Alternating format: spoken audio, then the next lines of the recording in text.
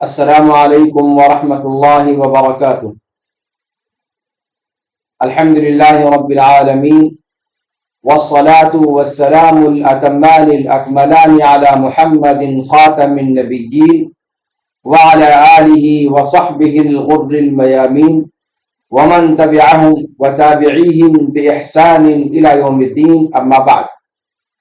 رب اشرح لي صدری ويسر لي امری واحلل عقدة من لسانی يفقهوا قولی رب زدنی علما سبحانك لا علم لنا الا ما علمتنا انك انت العلیم الحکیم۔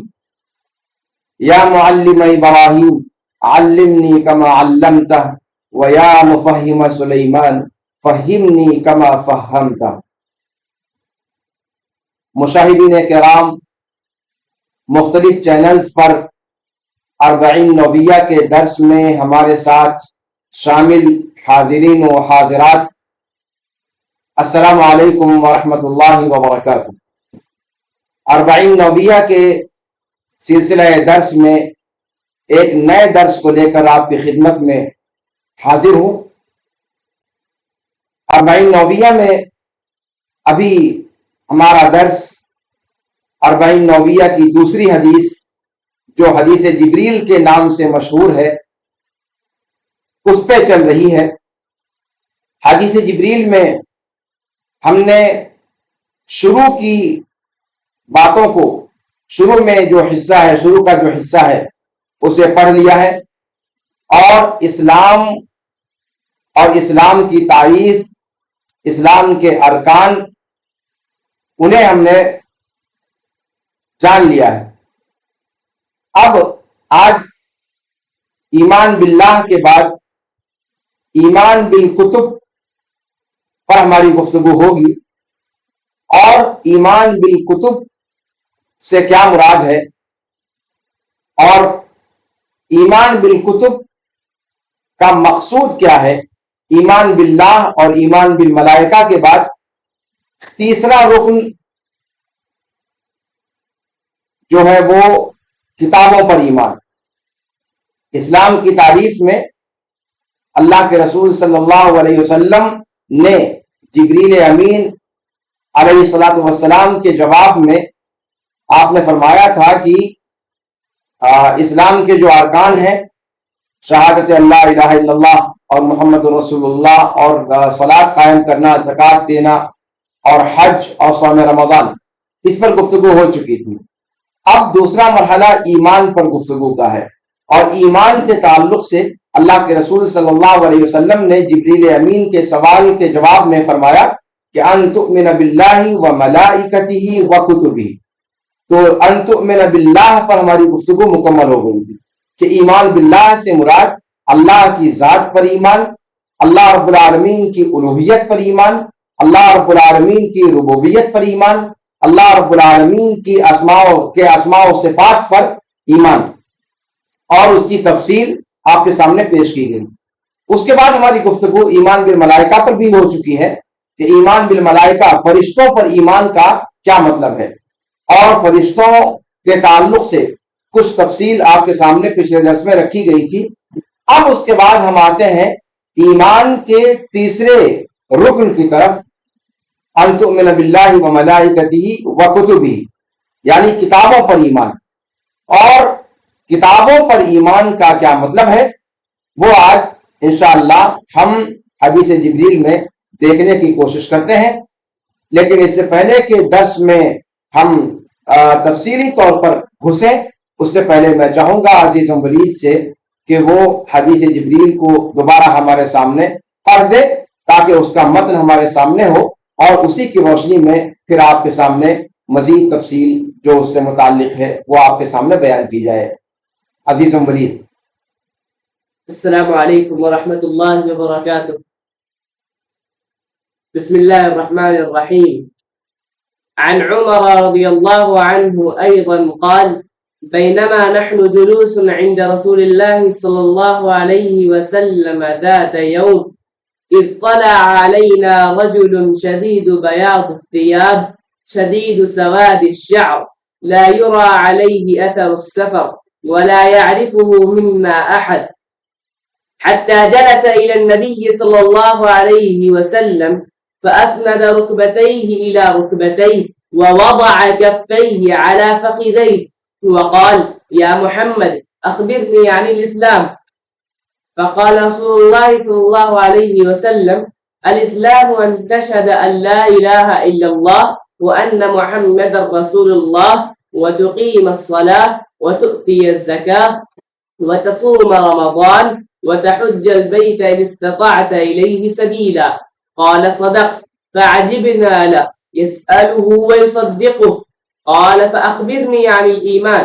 قال أن تؤمن بالله وملائكته وكتبه ورسله واليوم الآخر وتؤمن بالقدر خيره وشره. قال صدقت. قال فأخبرني عن الإحسان. قال أن تعبد الله كأنك تراه فإن لم تكن تراه فإنه يراك. قال فأخبرني عن الساعة. قال ما المسؤول عنها بأعلم من السائل. قال فأخبرني عن أماراتها. قال أن تلد الأمة ربتها وأن ترى الحفاة العراة العالة رعاء الشاي يتطاولون في البنيان. ثم انطلق فلبثت مليا ثم قال يا عمر أتدري من السائل؟ قلت الله ورسوله أعلم. قال فإنه جبريل أتاكم ليعلمكم دينكم. رواه مسلم. جزاک اللہ خیرا. یہ حدیث جبریل آپ کے سامنے پڑھی گئی. اس میں چاہتا ہوں کہ ایک مرتبہ آپ کے سامنے ترجمہ بھی پھر سے کر دوں تاکہ آپ کے سامنے پورا مضمون حدیث کا واضح رہے اور اسی کی روشنی میں پھر گفتگو جو آج کے درس سے متعلق ہے اس پر تفصیل سے شروع کروں.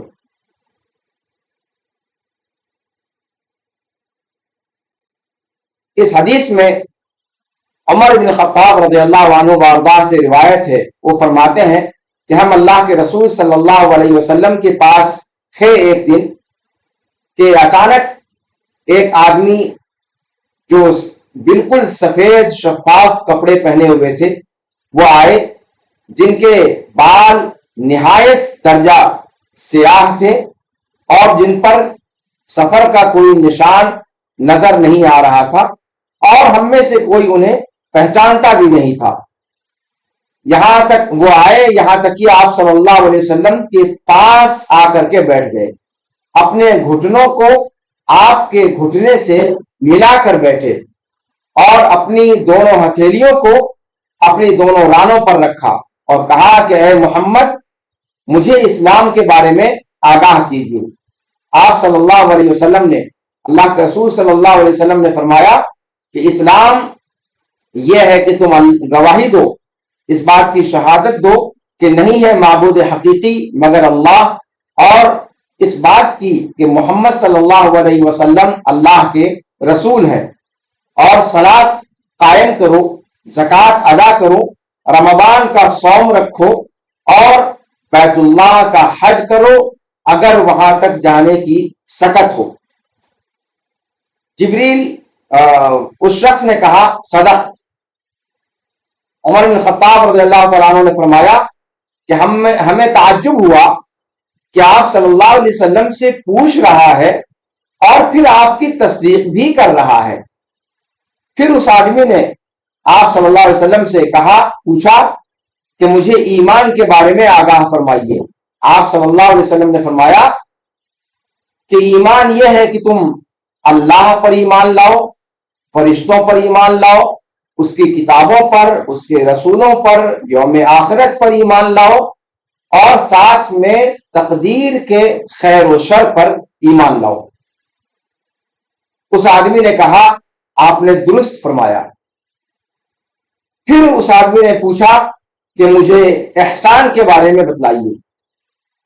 آپ صلی اللہ علیہ وسلم نے جواب میں فرمایا کہ احسان یہ ہے کہ تم اللہ کی عبادت اس طریقے پر کرو گویا کہ تم اللہ رب العالمین کا مشاہدہ کر رہے ہو, اور اگر تم اس کا مشاہدہ کر پانے سے قاصر ہو تو کم از کم یہ سمجھو کہ وہ تمہیں دیکھ رہا ہے، وہ تمہارا مشاہدہ کر رہا ہے۔ اس آدمی نے کہا مجھے قیامت کے بارے میں بتلائیے۔ آپ صلی اللہ علیہ وسلم نے فرمایا کہ من مسئول عنہا بأعلم من السائل، اس سوال کے بارے میں سوال کرنے والے سے زیادہ جس سے سوال کیا گیا ہے وہ بھی نہیں جانتا، جس سے سوال کیا گیا ہے وہ بھی سوال کرنے والے سے زیادہ اس سوال کا جواب نہیں جانتا۔ پھر اس آدمی نے کہا ٹھیک ہے، پھر اس کی نشانیوں کے بارے میں بتلا دیجئے۔ آپ صلی اللہ علیہ وسلم نے فرمایا کہ اس کی نشانیاں البتہ بتا سکتا ہوں، اور وہ کیا ہے کہ لونڈیاں اپنی مالکن کو جنم دیں، اور ننگے پیدل محتاج بکریوں کے چرواہوں کو تم دیکھنے لگو کہ وہ بڑی بڑی عمارتوں کو بنانے میں ایک دوسرے پر سبقت لے جانے لگے، ایک دوسرے پر فخر کرنے لگے۔ پھر کہا عمر بن خطاب رضی اللہ تعالیٰ عنہ نے، جو راوی حدیث ہے، کہ ثم انطلق، پھر وہ آدمی چل پڑا، واپسی کی راہ پر نکل گیا۔ فلبثت ملیا، کچھ دیر تک میں ٹھہرا رہا۔ ثم قال، پھر اللہ کے رسول صلی اللہ علیہ وسلم نے فرمایا یا عمر اتدری من السائل، اے عمر جانتے بھی ہو کہ یہ سائل کون تھا، سوال کون کر رہے تھے؟ میں نے کہا جواب میں کہ اللہ اور اس کے رسول زیادہ جانتے ہیں۔ آپ صلی اللہ علیہ وسلم نے فرمایا کہ یہ جبریل امین تھے جو تمہارے پاس آئے تھے تمہارا دین سکھلانے کے لیے۔ روایت کے یہ الفاظ امام مسلم کے ہیں۔ یہ ہے حدیث جبریل۔ اس میں جبریل امین کے پہلے سوال پر ہماری گفتگو مکمل ہو گئی تھی، جو انہوں نے اسلام کے بارے میں پوچھا تھا۔ اس کا جواب آپ صلی اللہ علیہ وسلم نے جو دیا اس کو ہم نے تفصیل کے ساتھ سمجھ لیا تھا۔ آج ہماری گفتگو ایمان کے بارے میں، اور ایمان میں بھی آپ صلی اللہ علیہ وسلم کے جواب، ایمان کے سوال کا جو جواب آپ نے دیا اس میں اللہ پر ایمان کا ذکر کیا، پھر فرشتوں پر ایمان کا ذکر کیا، اور تیسرے نمبر پہ کتابوں پر، اس کی اللہ کی کتابوں پر ایمان کا تذکرہ فرمایا۔ یعنی ایمان کے تیسرے رکن پر ہماری گفتگو آج ہونی تھی۔ تو آئیے آج ایمان بالکتب اور ایمان کا تیسرا رکن اللہ کی کتابوں پر ایمان، اس کا کیا مطلب ہوتا ہے، اس کو ذرا سا تفصیل کے ساتھ سمجھتے ہیں۔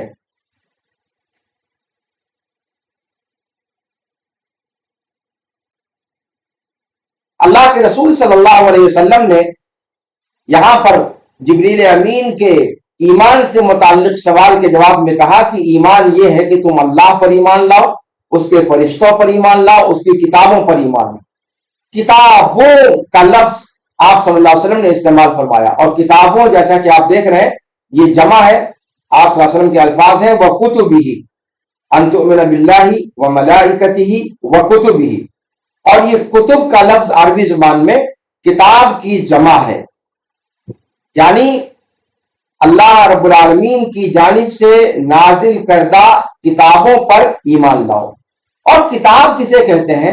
کتاب عربی زبان کا لفظ ہے، یہ فعال کے وزن پر ہے اور مفعول کے معنی میں ہے۔ کتاب کا معنی مکتوب، لکھی ہوئی چیز، اور یہاں پر کتابوں سے وہ کتابیں مراد ہیں، وہ خاص کتابیں مراد ہیں جو اللہ رب العالمین نے اپنے رسولوں پر اتاری ہیں۔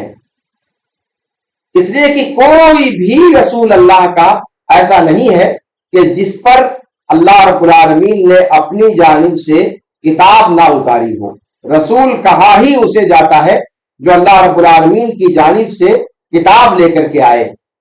اللہ رب العالمین فرماتا ہے سورہ بقرہ آیت نمبر 213 میں کہ کان الناس امۃ واحدہ فبعث اللہ النبیین مبشرین ومنذرین وانزل معهم الکتاب، کہ لوگ پہلے ایک امت تھے، پھر ان کا آپس میں اختلاف ہوا، اللہ رب العالمین نے نبیوں کو بشارت دینے والا، ڈرانے والا بنا کر بھیجا اور ان کے ساتھ کتابیں اتاری۔ اللہ رب العالمین نے نوح علیہ السلام اور ابراہیم علیہ وعلی نبینا الصلاۃ والتسلیم کے بارے میں کہا کہ وَجَعَلْنَا فِي ذُرِّيَّتِهِمُ النُّبُوَّةَ وَالْكِتَابَ، سورہ حدید آیت نمبر 26، کہ ہم نے ان دونوں کی ذریت میں نبوت اور کتاب کو رکھ دیا، یعنی نوح علیہ السلام کی ذریت میں اور ابراہیم علیہ السلام کی ذریت میں، یعنی جتنے بھی انبیاء و رسول آئے ان دونوں کی نسل میں آئے اور ان کو اللہ رب العالمین نے نبوت عطا کی اور ساتھ ساتھ کتاب عطا کی۔ یہاں پر یہ بات ذہن میں رہنی چاہیے کہ جتنی آسمانی کتابیں اللہ رب العالمین نے اتاری اپنے رسولوں پر، وہ تمام کی تمام محدد وقت کے لیے آئی تھی اور وہ ساری کی ساری منسوخ ہو چکی ہیں، سوائے اس کتاب کے جو سب سے آخر میں اتاری گئی اور سابقہ تمام کتابوں پر جس کو مہیمن بنایا گیا، جس کو حاکم اور فیصلہ کن بنایا گیا، اور وہ قرآن کریم ہے جو اللہ رب العالمین نے محمد صلی اللہ علیہ وسلم پر اتارا۔ اللہ رب العالمین فرماتا ہے سورہ مائدہ آیت نمبر 48 میں کہ وَأَنزَلْنَا إِلَيْكَ الْكِتَابَ بِالْحَقِّ مُصَدِّقًا لِمَا بَيْنَ يَدَيْهِ مِنَ الْكِتَابِ وَمُهَيْمِنًا عَلَيْهِ، کہ ہم نے آپ کی جانب حق کے ساتھ مکمل کتاب کو اتارا جو اپنے سے پہلے والی کتابوں کی تصدیق کرنے والی ہے اور ان پر مہیمن ہے، ان پر فیصلہ کرنے والی ہے، یا ان سب کو منسوخ کر دینے والی ہے۔ تو تمام کی تمام آسمانی کتابیں قرآن کریم کے نازل ہونے کے بعد منسوخ ہو چکی ہیں، یعنی ان پر عمل اب منسوخ ہو چکا ہے، اب اس پر ان میں سے کسی پر عمل نہیں کیا جائے گا، اب صرف اور صرف قرآن کریم پر عمل کیا جائے گا۔ یہ آسمانی کتاب جو اب قیامت تک باقی رہنے والی آخری کتاب ہے، اور تمام انسانوں کو، چاہے وہ عرب ہو، چاہے وہ عجم ہو، چاہے وہ کسی بھی بر اعظم سے ہو، انہیں اب اگر آسمانی کتابوں پر ایمان لانا ہوگا تو انہیں قرآن کریم پر ایمان لانا ہوگا، اس کے علاوہ کسی کتاب پر ایمان لانا ان کا معتبر نہیں مانا جائے گا، اس لیے کہ وہ ساری کتابیں منسوخ ہو چکی ہیں، شرعاً ان میں سے کسی پر عمل درست نہیں مانا جائے گا۔ یہاں پر یہ بات علماء کرام نے ڈسکس کیا ہے کہ کیا سابقہ شریعتوں میں جو باتیں آئی ہیں وہ باتیں ہمارے لیے دلیل ہیں، ہمارے اوپر حجت ہیں یا نہیں ہے، بمعنی اس معنی کر کے کہ ان پر عمل کرنا ہمارے لیے ضروری ہے یا ان پر عمل کرنا ضروری نہیں ہے، ہم سے پہلے کی شریعتیں ہمارے لیے دلیل اور حجت ہیں یا نہیں۔ خاص طور سے ایسی باتوں میں جن میں تفصیل ہمارے یہاں نہیں ہے، جن میں ہمارے یہاں تفصیل موجود ہے، ان میں ظاہر سی بات ہے ہم اپنی شریعت پر عمل کریں گے، سابقہ شریعت پر عمل ہمارا نہیں رہے گا۔ کہتے ہیں کہ سابقہ شریعتوں میں جو باتیں آئی ہیں، سابقہ کتابوں میں جو باتیں آئی ہیں، وہ تین طرح کی ہو سکتی ہیں، یا تو ہماری شریعت کے موافق ہوں گی، یا ہماری شریعت اسلامیہ کے مخالف ہوں گی، یا ایسی باتیں ہوں گی جن کے بارے میں ہماری شریعت میں نہ موافقت میں کوئی چیز ہے اور نہ مخالفت میں کوئی چیز ہے، ہماری شریعت ان امور کے بارے میں خاموش ہے۔ تو وہ باتیں جو ہماری شریعت کے مطابق ہیں، ہمارا ان پر عمل جاری و ساری رہے گا، لیکن اس لیے نہیں کہ ان کی کتابوں میں آئی ہیں، سابقہ کتابوں میں، بلکہ اس لیے کہ وہ ہماری کتاب کے اندر بھی، قرآن کریم کے اندر بھی موجود ہے۔ ہاں یہ اور بات ہے کہ سابقہ کتابوں کے اندر بھی وہ چیز آئی ہوئی ہے، تو وہ باتیں جو سابقہ کتابوں میں ہماری شریعت کی موافقت میں آئی ہوئی ہیں ان پر عمل کیا جائے گا، اس لیے کہ وہ حق ہے، ہم اس کی پیروی کریں گے، اور یہ اجماع امت ہے، اس میں امت کے علماء میں سے کسی کا اختلاف نہیں ہے. لیکن یہ بات یہاں پر ذہن میں رہنی چاہیے کہ ان باتوں میں، ان موافقت والی باتوں میں ہم جب ان کتابوں کے موافق عمل کریں گے تو وہ ان کتابوں کی وجہ سے نہیں ہوگا، بلکہ وہ قرآن کریم میں آ جانے کی وجہ سے ہوگا. تو حقیقت میں عمل ہم نے قرآن پر کیا، حقیقت میں ہمارا عمل ان پر نہ ہوا. تو یہ چیز جو ہے ذہن میں رہنی چاہیے. وہ باتیں جو ہماری شریعت کے مخالف ہیں تو اس پر بھی اتفاق ہے کہ ان باتوں پر عمل نہیں کیا جائے گا. جو ہماری شریعت کے اندر بات آئی ہوئی ہے ہمیں اس حکم پر عمل کرنے کا حکم دیا گیا ہے، مکلف بنایا گیا ہے. وہ حکم جو ہماری شریعت کے مخالف ہے اور سابقہ شریعتوں میں آیا ہوا ہے وہ ہمارے لیے قابل عمل نہیں ہے، تو ان پر عمل نہیں کیا جائے گا. اور یہ بات بھی متفق علیہ ہے، اس لیے کہ وہ چیزیں، وہ حکم منسوخ ہے.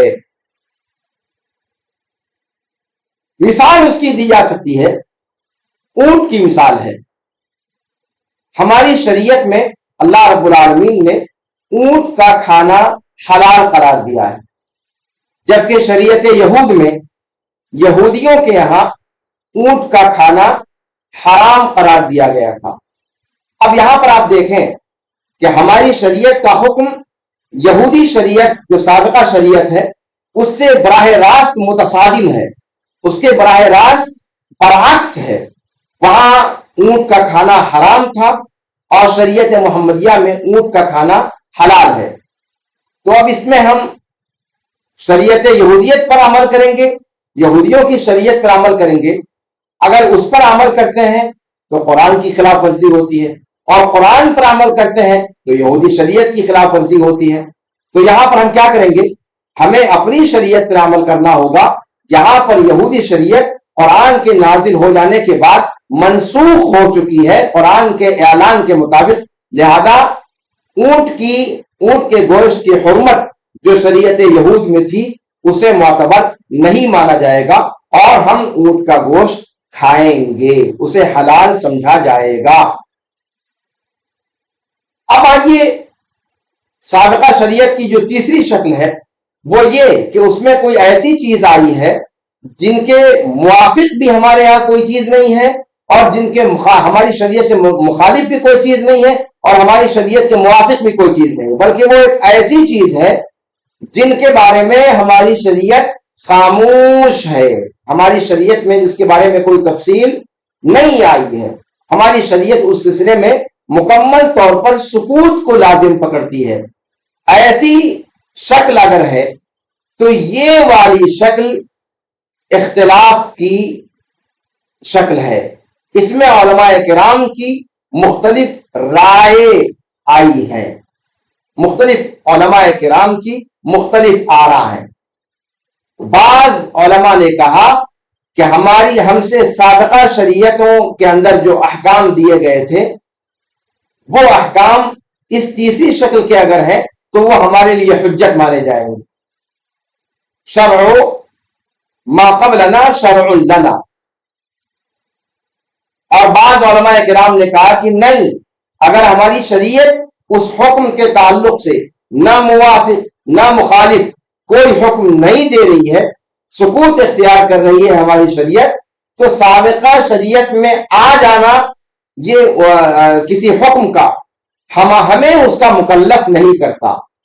ہمارے لیے وہ حکم واجب العمل نہیں ہوگا، نافذ العمل نہیں ہوگا. یعنی ہم سے ماقبل کی شریعت ہمارے لیے حجت نہیں ہوگی. اور ان دونوں قول کو اختیار کرنے والوں میں سے ہر ایک کے پاس اپنی اپنی دلیلیں ہیں، لیکن اس کی تفصیل اصول فقہ کے مسائل میں ذکر کی جاتی ہے، اس کا یہاں محل نہیں ہے. تو اس کا مطلب یہ ہوا کہ سابقہ کتابوں پر ایمان، اس میں یہ چیز ضمناً بیان کی گئی کہ سابقہ کتابوں پر ایمان کا کیا مطلب ہے. کیا ان میں جو باتیں آئی ہوئی ہیں آج ہم اس کے مکلف ہیں یا نہیں ہیں؟ تو اس کا جواب کیا دیا گیا کہ سابقہ کتابیں ساری کی ساری قرآن کے آ جانے کے بعد منسوخ ہو چکی ہیں. ایک بات. دوسری بات یہ کہ ان کے اندر تحریف اور تبدیل ہو چکی ہے. نص قرآنی کے مطابق اور محرف اور مبدل کتابوں کی تعلیمات پر عمل کرنے کے ہم مکلف نہیں ہیں، اور پھر قرآن کے آ جانے کے بعد وہ منسوخ بھی ہو چکے ہیں۔ لیکن جب اس سوال کا ذکر کیا گیا تو یہاں 3 حالتیں بیان کی گئی کہ سابقہ شریعتوں میں جو احکام آئے ہیں ان کی 3 حالتیں ہو سکتی ہیں۔ یا تو ان کے اندر کوئی ایسا حکم آیا ہوگا جو حکم ہماری شریعت میں وارد حکم کے موافق ہوگا تو ہم اس پر عمل کریں گے، لیکن اس لیے نہیں کہ وہ سابقہ کتابوں میں آیا ہے، اس لیے کہ وہ قرآن مقدس کے اندر آیا ہوا ہے۔ تو یہ حقیقت میں گویا قرآن پر ہی عمل ہوا، سابقہ کتابوں پر تو عمل نہ ہوا نا، ہماری شریعت میں آ جانے کی وجہ سے ہم نے اس پر عمل کیا۔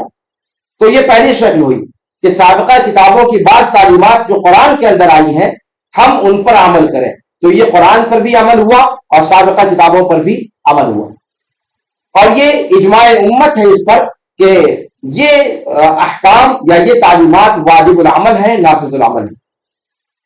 دوسری شکل یہ ہو سکتی ہے کہ بعض امور ایسے سابقہ شریعتوں میں آئے ہوئے ہیں جن کے مخالف امور ہمارے یہاں آئے ہوئے ہیں، ایسی صورت میں سابقہ شریعت پر ہم عمل کرنا حرام ہے، اس لیے کہ وہ منسوخ ہے، اور ہم اپنی شریعت میں وارد حکم پر عمل کریں گے ایسی شکل میں جس شکل میں سابقہ شریعت میں ہماری شریعت میں آئے ہوئے حکم کے مخالف کوئی حکم ہو۔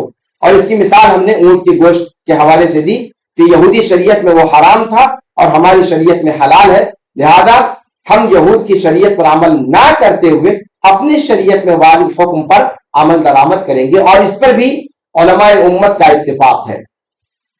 تیسری اور آخری شکل یہ ہے کہ سابقہ کتابوں میں وہ احکام ذکر کیے گئے ہیں وہ بعض احکام ذکر کیے گئے ہیں جن کے بارے میں شریعت اسلامیہ میں نہ تو اس بات میں یعنی نہ تو موافقت میں اور نہ تو مخالفت میں صریح کوئی بات نہیں آئی ہے، اور یہ جگہ ایسی ہے جس میں علماء کرام کے درمیان اختلاف ہو گیا۔ بعض لوگوں نے کہا کہ ایسے احکام یا ایسے امور جن کے بارے میں ہماری شریعت نے سکوت اختیار کیا، خاموشی اختیار کی، ایسی صورت میں ہمیں سابقہ شریعت میں وارد حکم پر عمل کرنا چاہیے۔ اور بعض دوسرے علماء کرام نے کہا کہ ایسے امور جن کے بارے میں ہماری شریعت خاموش ہے ہمیں بھی اس کے سلسلے میں خاموش رہنا چاہیے، سابقہ کتابوں میں آئی ہوئی بات یا تعلیم یا حکم ہمارے لیے واجب العمل نہیں ہے۔ اور ان دونوں قول کو اختیار کرنے والے علماء کرام کی اپنی اپنی دلیلیں ہیں، لیکن ان کی تفصیل کا محل اصول فقہ کے مباحث ہیں، ان کی یہاں پر گنجائش نہیں ہے۔ اب آئیے ہم اس بات کی طرف بڑھتے ہیں کہ آسمانی کتابوں پر ایمان کا مطلب کیا ہوتا ہے، آسمانی کتابوں پر ایمان لانے کا مطلب کیا ہوتا ہے۔ تو شیخ ابن عثیمین رحمہ اللہ نے فرمایا کہ سابقہ کتابوں پر اللہ رب العالمین کی جانب سے اتاری ہوئی ساری کتابوں پر، چاہے سابقہ ہو چاہے ہماری موجودہ ہو، ایمان بالکتب جب ہم کہتے ہیں کہ ہم کتابوں پر ایمان لائے تو یہ 4 چیزوں کو شامل ہوتا ہے۔ ہمارا یہ اقرار کہ ہم ساری کتابوں پر اللہ رب العالمین کی جانب سے منزل ساری کتابوں پر ہم ایمان لائے، جب ہم یہ بات کہتے ہیں تو یہ 4 چیزوں کو متضمن ہے، 4 چیزیں اس کے اندر شامل ہوتی ہیں۔ پہلی چیز کیا کہ ہم اس بات پر ایمان لائیں کہ اللہ رب العالمین نے رسولوں پر کتابوں کو اتارا، اللہ رب العالمین نے رسولوں پر، اپنے برگزیدہ جو رسول ہیں ان پر اپنی جانب سے کتابوں کو اتارا، اور یہ ساری کتابیں اللہ رب العالمین کی جانب سے نازل کردہ ہیں۔ لیکن ہم یہ ایمان قطعاً نہ رکھیں کہ یہ آج ان میں سے جو بعض شریعتیں موجود ہیں ان کے یہاں اس نام پر جو کتابیں ہیں وہ اللہ کی جانب سے اتاری ہوئی ہیں، ہم یہ عقیدہ بالکل نہ رکھیں.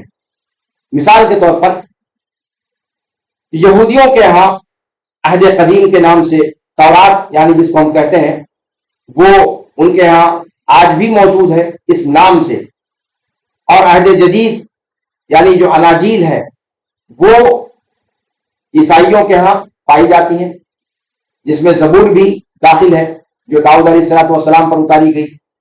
لیکن کیا یہ جو عہد قدیم اور عہد جدید میں صحیفے موجود ہیں ان کو ہم مانیں گے کہ یہ اللہ کے منزل اللہ رب العالمین کی جانب سے نازل کردہ کتاب ہے؟ لا، حاشا وکلا.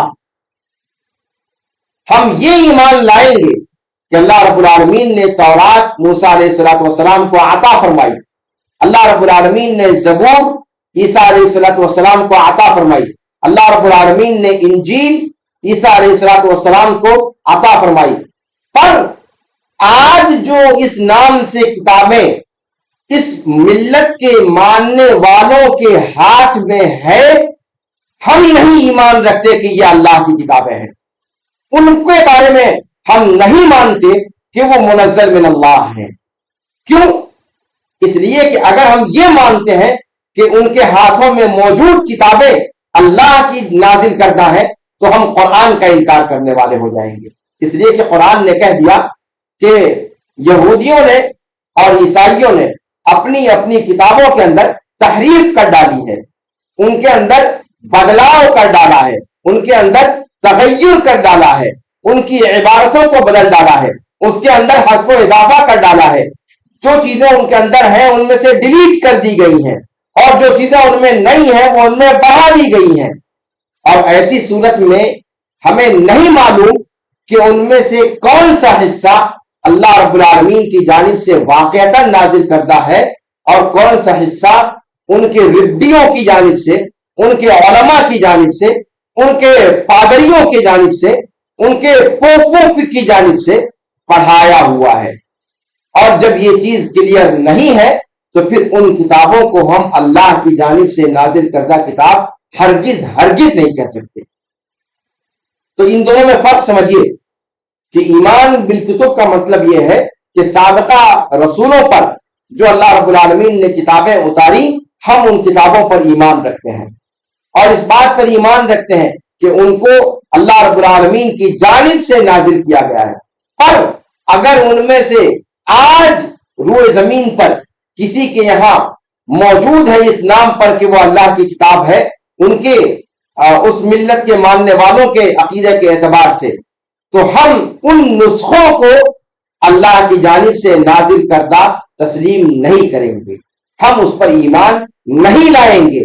اس لیے کہ قرآن کے نص کے مطابق وہ اپنی اصل پر باقی نہیں ہے, ان کے اندر تحریف, تبدل, تغیر, حذف اور اضافہ ہو چکا ہے. اور جب یہ صورتحال ہو تو ان کے بارے میں ہم یہ بالکل نہیں کہہ سکتے کہ وہ کتابیں جو آج جس شکل میں ہیں وہ اللہ کی جانب سے اتاری ہوئی کتابیں ہیں. تو یہ پہلی بات ہوئی جو اللہ کی کتابوں پر ایمان لانے کا کے ضمن میں ہمیں یقین رکھنی ہے. دوسری بات یہ کہ اللہ رب العالمین نے اپنی جانب سے نازل کردہ کتاب میں جن واقعات کا تذکرہ کیا ہے, جن قصوں کو بیان کیا ہے, جن اخبار کا تذکرہ کیا ہے, جن خبروں کو بیان فرمایا ہے, ان واقعات کا, ان قصوں کا, ان واقعات اور ان تفصیلات کا, ان تفصیلات کے بارے میں ہم اس بات کا اعتقاد رکھیں کہ وہ سارا کا سارا وہ ساری کی ساری تفصیلات من وعن پیش آئی ہیں اور وہ حق ہے, حقیقت ہے. اس بات کا اعتقاد یہ ایمان بالکتب کے ضمن میں جب ہم کہتے ہیں کہ اللہ کی کتابوں پر ایمان لائے تو اس کا لازمی مطلب ہوتا ہے کہ اس کتاب میں جتنی تعلیمات آئی ہوئی ہیں, جتنے واقعات اور قصص بیان کیے گئے ہیں, وہ سارے واقعات اور قصص, میں یہاں قصص بفتح القاف کہہ رہا ہوں, اس پر بھی آپ دھیان دیجیے گا, قصہ کی جمع قصص آتی ہے, لیکن قرآن نے اپنے یہاں جو قصے آئے ہیں ان کو قصص نہیں قصص کہا ہے. سورہ یوسف کے اندر، جیسا کہ آپ جانتے ہیں کہ اللہ رب العالمین نے فرمایا. تو قرآن کے اندر جو قصے آئے ہیں انہیں ہم قصص کہیں گے، اور علماء لغت نے اس میں فرق کیا ہے. قصص کے اندر صحیح اور غلط دونوں ہو سکتے ہیں، یعنی واقعاتی قصے بھی ہو سکتے ہیں اور حکایتی قصے جو افسانے اور ناولوں کی شکل میں ہوتے ہیں، جو مالائی حکایتیں ہوتی ہیں، ان کو بھی قصہ کہا جاتا ہے. اور آپ جانتے ہیں کہ قصہ یہ ادب کی ایک صنف ہے. افسانہ، مختصر افسانہ، عربی زبان میں اس کو آج بھی قصہ کہا جاتا ہے اور قصہ قصیرہ کہا جاتا ہے. قصہ کا مطلب افسانہ اور قصہ قصیرہ مختصر افسانہ، اور یہ ادب کی معروف اصناف ہے. سارے ادب سے شغف رکھنے والے لوگ اس چیز کو اچھی طرح سے جانتے ہیں. تو قصہ چونکہ افسانے کو بھی کہا جاتا ہے، اور افسانہ تخیل پر مبنی ہوتا ہے، اس کے اندر تخیلات کی کار فرمائی ہوتی ہے، اس کے سارے جو اس کا جو پورا کینوس پر پھیلایا ہوا مضمون ہوتا ہے وہ صرف ایک تخیل ہوتا ہے، ایک خیالات اور انسانی تصورات پر مبنی وہ کہانی ہوتی ہے. تو اس کا واقعے سے کوئی تعلق نہیں ہوا کرتا. لیکن قرآن کریم کے اندر، آسمانی کتابوں کے اندر جب ہم اس بات کو ذکر کریں گے تو آسمانی کتابوں میں جتنے بھی قصے بیان کیے گئے ہیں وہ قصے واقعاتی قصے ہیں، یعنی جو بالفعل من وعن اپنی انہی جزئیات کے ساتھ، انہی تفصیلی جزئیات کے ساتھ پیش آئے جن تفصیلی جزئیات کے ساتھ آسمانی کتابوں میں ان کا تذکرہ ہے. تو جتنے بھی قصے آسمانی کتابوں کے اندر وارد ہوئے ہیں، ہم ان سارے قصوں، ان ساری خبروں، ان سارے واقعات کے صحیح ہونے کا اعتقاد رکھیں.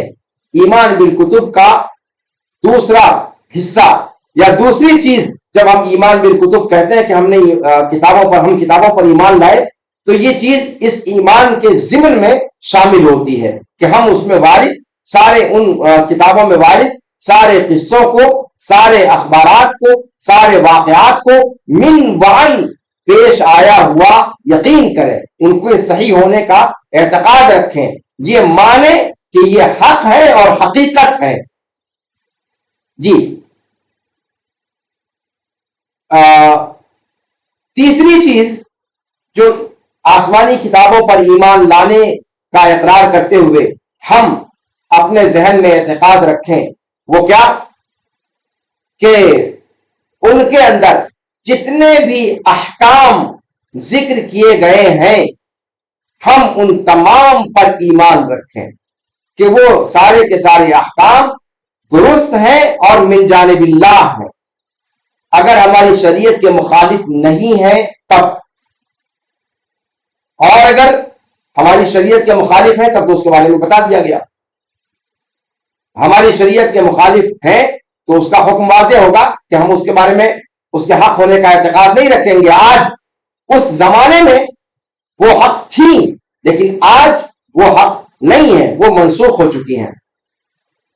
تو ان میں جو احکام آئے ہوئے ہیں اگر ہماری شریعت کے مخالف نہیں ہے تو ہم ان کے صحیح ہونے کا اعتقاد رکھیں. یہ تیسری چیز. اور چوتھی چیز کیا ہے کہ آسمانی کتابوں پر ایمان لانا، یہ ایک اجمالی بات ہوئی. آسمانی کتابوں پر ایمان لانا، پتہ نہیں اللہ رب العالمین نے کتنی کتابیں اتاری ہیں، کتنے رسول بھیجے، کچھ نہیں اندازہ ہمیں. خود قرآن کہتا ہے کہ منہم من قصصنا علیک ومنہم من لم نقصص علیک وَلَقَدْ أَرْسَلْنَا رُسُلًا مِّن قَبْلِكَ مِنْهُمْ مَنْ قَصَصْنَا عَلَيْكَ وَمِنْهُمْ مَنْ لَمْ نَقْصُصْ عَلَيْكَ. ہم نے ڈھیر سارے رسولوں کو بھیجا ہے اے نبی مکرم صلی اللہ علیہ وسلم آپ سے پہلے. ان میں سے بعض کے قصے ہم نے آپ پر بیان کیے اور بعض کے قصے ہم نے بیان نہیں کیے. تو رسولوں کی تفصیل کیا ہے یہ ہم نہیں جانتے. اور یہ چیز یقینی ہے کہ جتنے بھی رسول بھیجے گئے ان سب کو کتابیں عطا کی گئی. تو ظاہر سی بات ہے جب رسولوں کی تفصیل ہمیں نہیں معلوم تو کتابوں کی تفصیل ہمیں کہاں سے معلوم ہوگی. تو اللہ کی ساری کتابوں پر اجمالاً ہم ایمان لائیں اور پھر ساتھ میں ان کتابوں پر بطور خاص نام لے کر کے ایمان لائیں جن کتابوں کی تفصیل ہماری شریعت میں نام لے کر بیان کی گئی ہے۔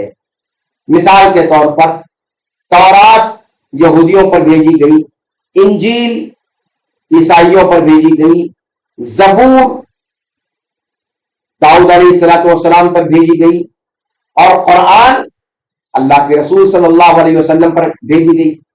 تو جن کتابوں کو نامزد کر کے ذکر کیا گیا ہے، اسی طریقے سے ابراہیم علیہ السلام پر جو صحیفے اتارے گئے، صحف ابراہیم، اس کا ذکر قرآن نے کیا ہے۔ موسیٰ علیہ السلام پر جو صحیفے اتارے گئے، ان صحیفوں کا ذکر قرآن نے کیا ہے۔ تو جن کو نامزد کر کے قرآن نے بتلایا ہے، ہم ان کتابوں پر نامزد ایمان لائیں گے، یعنی یہ کہہ کر کے کہ تورات ایک آسمانی کتاب ہے جو اللہ نے اپنے مقدس رسول، اپنے برگزیدہ رسول موسیٰ علیہ وعلیٰ نبینا صلاۃ والسلام پر بھیجی۔ انجیل اللہ رب العالمین کی جانب سے نازل کردہ خاص کتاب ہے جو اس نے عیسیٰ علیہ وعلیٰ نبینا صلاۃ والتسلیم پر بھیجی۔ زبور یہ ایک آسمانی کتاب ہے جو اللہ رب العالمین نے اپنے رسول داؤد علیہ السلام پر بھیجی۔ اسی طریقے سے ابراہیم علیہ السلام پر جو صحیفے اتارے گئے، وہ اللہ رب العالمین کی جانب سے واقعتاً نازل کرتا ہے، جن کو قرآن نے صحف ابراہیم کا نام دیا ہے۔ اور صحف موسیٰ، یہ اللہ رب العالمین نے موسیٰ علیہ السلام کی جانب بھیجے، جن کو نامزد کر کے قرآن نے ذکر کیا ہے۔ تو جن کتابوں کو نامزد کر کے قرآن نے بیان کیا ہے، ان کتابوں پر ہم نامزد ایمان لائیں، اور باقی وہ کتابیں جو بقیہ رسولوں پر بھیجی گئیں اور جن کا تفصیل سے نام کے ساتھ قرآن نے ذکر نہیں کیا ہے، ہم ان پر اجمالی طور پر ایمان لائیں کہ اللہ رب العالمین نے اپنے، یعنی اس طور پر کہ اللہ رب العالمین نے اپنے جن رسولوں پر بھی کتابیں بھیجی ہیں، ہم ان ساری کتابوں پر ایمان لاتے ہیں، اور خاص طور پر تورات پر، زبور پر، انجیل پر اور قرآن پر ایمان لاتے ہیں جو مخصوص رسولوں پر بھیجی گئی۔ تو ایمان بالکتب کا یہ چوتھا حصہ ہے، جو جب ہم کہتے ہیں کہ اللہ کی کتابوں پر ایمان لائے، تو ان میں ان ساری باتوں کا، ان ساری ذکر کردہ چاروں چیزوں کا اس کے اندر تضمن ہوتا ہے، یہ چاروں چیزیں اس کے اندر شامل ہوتی ہیں، اور جب یہ چاروں باتیں پائی جائیں گی تب ہمارا یہ کہنا درست ہوگا کہ ہم اللہ کی کتابوں پر ایمان کے دعوے میں سچے ہیں۔ تو اللہ کی کتابوں پر ایمان لانے کی بات تب سچی ہوگی جب ہم ان چار باتوں کو پورا کریں، جب ہمارا ایمان ان چار چیزوں کو شامل ہو۔ تو ایمان بالکتب کے بارے میں یہ تفصیل ہمیں ذہن میں رکھنا ضروری ہے۔ اب اس کے بعد ہم آگے بڑھتے ہیں، چونکہ حدیث جبریل بہت طویل ہے اور اس پر اگر بہت تفصیل کے ساتھ گفتگو کی جائے تو بہت لمبا وقت اس کے لیے درکار ہے، اس لیے کہ یہ روایت حقیقت میں اللہ کے رسول صلی اللہ علیہ وسلم کی سنت میں اس کا مقام وہی ہے جو قرآن کریم کے اندر سورہ فاتحہ کا ہے، اور آپ جانتے ہیں کہ سورہ فاتحہ یہ ام القرآن ہے۔ ایسے ہی حدیث جبریل کو ام السنہ کہا گیا ہے، اور اس کا ذکر میں کئی بار آپ کے سامنے پیش کر چکا ہوں۔ تو حدیث جبریل پر اگر تفصیلی گفتگو کی جائے تو اس کی تفصیلات بے شمار ہیں اور اس میں اچھا خاصا وقت لگے گا، لیکن میں سمجھتا ہوں کہ جس کی ساری تفصیل نہ لی جا سکے تو جتنی لی جا سکے وہ بہت ہے، اور اسی پر ہمیں اکتفا کرنا چاہیے کہ ما لا یدرک کلہ لا یترک کلہ، ایک اصول ہے کہ جس کی پوری چیز، پوری تفصیل نہ حاصل کی جا سکتی ہو تو پورے کا پورا چھوڑا بھی نہیں جا سکتا۔ یعنی ہم یہ کہہ کر کے نہیں نکل سکتے کہ اس کی تفصیلات بہت زیادہ ہیں لہذا اس کو چھوڑ کر ہم آگے بڑھتے ہیں، یہ بھی نہیں کر سکتے۔ وہ پورے کا پورا چھوڑا بھی نہیں جا سکتا اور پورے کا پورا لیا بھی نہیں جا سکتا۔ تو جس قدر ممکن ہو اپنے درس میں، اپنے وقت کے اعتبار سے اور اپنے سامعین کے اعتبار سے کہ ہمارے سامعین کتنی سمع خراشی برداشت کر سکتے ہیں، ان کے ضبط کا امتحان کس قدر لیا جا سکتا ہے، اس کی روشنی میں ہم جو ہے اس حدیث جبریل کی تشریح اسی کی روشنی میں کرنا چاہیں گے، اور پھر آگے انشاءاللہ بڑھتے چلے جائیں گے، تاکہ پوری تفصیل اگر نہ لی جا سکے تو کم از کم جو ضروری چیزیں ہیں وہ ہم جان گئے. اب آئیے ایمان کے چوتھے رکن کی طرف پڑھتے ہیں. اور یہاں پر یہ تفصیل آپ کو میں کتابوں کے بارے میں یہاں پر ذکر کرنا میرے خیال سے ضروری نہیں ہے. اس سے پہلے کے درس میں آپ کو بتایا جا چکا ہے کہ اللہ پر ایمان اور پھر اس کے بعد دوسرے نمبر پہ فرشتوں پر ایمان ذکر کیا گیا ہے. یعنی دوسرے نمبر پہ فرشتوں کو کیوں رکھا گیا؟ آپ کے سامنے ذکر کیا گیا تھا کہ چونکہ یہ دونوں غیبیات سے متعلق ہیں. اللہ وہ بھی غیب ہے اور فرشتے وہ بھی غیب ہیں، ہمارے محسوسات کے دائرے سے ماورا ہیں. تو جو چیزیں غیبیات سے متعلق تھیں ان کو پہلے ذکر کیا گیا، اور پھر جو چیزیں محسوسات کے دائرے میں ہیں ان کو تیسرے نمبر سے اس کا آغاز کیا گیا. یعنی کتابوں کا معاملہ، ظاہر سی بات ہے کتابیں ہمارے درمیان آئیں اور وہ کتابیں ہمارے پاس موجود ہیں، ہم ان کو چھو سکتے ہیں، ان کو پڑھ سکتے ہیں، ان کو دیکھ سکتے ہیں. تو اب یہاں سے یعنی جو شہادہ ہے، یعنی جو موجود چیزیں ہیں ان کو بیان کیا جا رہا ہے. تو ایمان باللہ کے بعد ایمان بالملائکہ، پھر ایمان بالکتب. اور ایک بات میں نے یہ بھی ذکر کی تھی کہ اللہ رب العالمین کا ذکر، اور اس کے بعد اللہ رب العالمین نے بندوں سے جو تعلق جوڑا اپنی معرفت کے لیے جس ذریعے کو انسانوں میں سے اختیار کیا وہ رسول تھے. اور رسولوں کے پاس اللہ رب العالمین نے اپنی تعلیمات جن کے ذریعے سے بھیجا، ظاہر سی بات ہے دوسرے نمبر پہ ان کا ذکر آنا بھی چاہیے منطقی طور پر، تو ان کا ذکر پہلے کیا گیا. اور پھر جو تعلیمات اللہ نے بھیجی یعنی کتابیں، ان کو تیسرے نمبر پہ ذکر کیا گیا. اب آئیے چوتھے نمبر پہ کتابیں جن پر بھیجی گئیں. ایمان کا چوتھا رکن، ایمان کا پہلا رکن اللہ پر ایمان، ایمان کا دوسرا رکن اللہ کے فرشتوں پر ایمان، ایمان کا تیسرا رکن اللہ کی کتابوں پر ایمان. اور اب ہم گفتگو شروع کرنے لگے ہیں ایمان کے چوتھے رکن پر، اور وہ کیا ہے؟ اللہ کے رسولوں پر ایمان، جن پر کتابیں بھیجی گئیں، جن پر فرشتے نازل ہوئے اللہ کے پیغامات کو لے کر کے، اللہ رب العالمین کی وحی کو لے کر کے. تو آپ دیکھ رہے ہیں کہ پوری منطقی ترتیب چلی آ رہی ہے. اللہ کے رسول صلی اللہ علیہ وسلم نے جبریل امین کے سوال کے جواب میں آپ صلی اللہ علیہ وسلم نے مرتب انداز میں ایمان کے ارکان کو بیان فرمایا ہے. تو اب آئیے دیکھتے ہیں اللہ کے رسولوں پر ایمان کا کیا مطلب ہوتا ہے. اللہ کے رسول صلی اللہ علیہ وسلم نے جبریل امین کے ایمان سے متعلق سوال پر چوتھے نمبر پہ یہ ذکر کیا کہ اور ایمان یہ ہے کہ تم اللہ کے رسولوں پر ایمان لاؤ. اور یہاں پر جن رسول کا عربی زبان میں معنی ہوتا ہے قاصد، پیغام لانے والا، پیغام پر. اور ظاہر سی بات ہے رسول اپنے اس لغوی معنی میں انسانوں میں سے جو رسول آئے ان پر بھی صادق آتا ہے، اور اللہ کی جانب سے جو پیغام لے کر رسولوں تک آئے ان پر بھی صادق آتا ہے.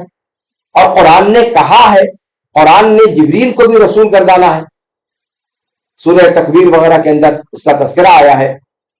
تو رسول دو معنی میں استعمال ہوتا ہے، یعنی ایک تو جو شرعی اصطلاحی معنی ہے، اور اصطلاحی معنی میں رسول جب کہا جائے تو ان سے مراد وہ ہستیاں ہوں گی جو انسانوں میں سے اللہ رب العالمین نے اپنی رسالت کے لیے منتخب فرمائی. اور قرآن کہتا ہے اللہ اعلم حیث یجعل رسالتہ. تو انسانوں میں سے وہ برگزیدہ طبقہ جن کو اللہ رب العالمین نے اپنے پیغام رسانی کے لیے، اپنے پیغام کو پہنچانے کے لیے ذریعہ بنایا، ان کو رسول، انسانوں میں کے ان کو رسول اصطلاحی طور پہ کہا جاتا ہے. لیکن لغوی طور پر کسی بھی قاصد کو، کسی بھی پیغام بر کو رسول کہا جا سکتا ہے. اور اس معنی کر کے جبریل امین بھی رسول ہے، اس لیے کہ وہ اللہ رب العالمین کی وحی کو، اللہ رب العالمین کے پیغام کو اللہ کی جانب سے لے کر کے رسول پاک صلی اللہ علیہ وسلم تک پہنچاتے تھے. تو رسول، جب یہاں ایمان بالرسل کی بات کی جا رہی ہے تو یہاں رسولوں سے مراد انسانوں میں کے رسول ہیں، یعنی انسانوں میں سے وہ برگزیدہ ہستیاں جن کو اللہ رب العالمین نے اپنے پیغام کی ترسیل کے لیے منتخب فرمایا. اور یہ بات ذہن میں رہنی چاہیے کہ رسول کو کبھی نبی بھی کہا جاتا ہے اور کبھی رسول بھی کہا جاتا ہے. کبھی قرآن نے رسولوں کو نبی کہہ کر کے مخاطب کیا ہے اور کبھی رسول کہہ کر کے مخاطب کیا ہے. خود ہمارے رسول جناب محمد رسول اللہ صلی اللہ علیہ وسلم جو سید الاولین والآخرین ہیں، سارے رسولوں کے سردار ہیں، اللہ رب العالمین نے، اور ہم جب گواہی دیتے ہیں تو محمد الرسول اللہ کہتے ہیں، کلمہ پڑھتے ہیں تب. ہم یہ نہیں کہتے محمد النبی اللہ، ہم کلمے میں کیا کہتے ہیں؟ محمد الرسول اللہ. لیکن یہ کہ محمد صلی اللہ علیہ وسلم کو نبی بھی اللہ تعالیٰ نے فرمایا ہے. وہ جو دعا اللہ کے رسول نے سکھلائی، رضیت باللہ ربا وبالاسلام دینا وبمحمد نبیا، اور فرمایا ما کان محمد ابا احد من رجالکم ولکن رسول اللہ وخاتم النبیین. نبی کہا وہاں پر. تو رسول کو کبھی رسول کہا جاتا ہے، کبھی نبی کہا جاتا ہے. اب مسئلہ یہ ہے کہ کیا نبی اور رسول دونوں ایک ہی چیزیں ہیں یا پھر ان کے اندر فرق ہے؟ مجھے لگتا ہے کہ ایمان بالرسل پر گفتگو میں اگلے درس کے لیے ملتوی کر دوں تاکہ تازہ دم ہو کر ایمان بالرسل کی تفصیلات کو ہم سمجھیں اور رسولوں پر ایمان کا مقصود کیا ہے. آج تمہیدی گفتگو آپ کے سامنے ہم نے کر لی. اب کل کے درس میں، اگلے درس میں انشاءاللہ رسولوں پر ایمان کا مطلب کیا ہے، اس کا مغزى کیا ہے اور اس کا لب لباب کیا ہے، وہ آپ کے سامنے انشاءاللہ کل کے درس میں پیش کیا جائے گا. آج کا درس اسی پر اکتفا کرتے ہوئے اسی پر ختم کرتا ہوں. اللہ رب العالمین سے دعا ہے کہ اللہ رب العالمین ان دروس کو ہمارے علم میں اضافے کا ذریعہ بنائے.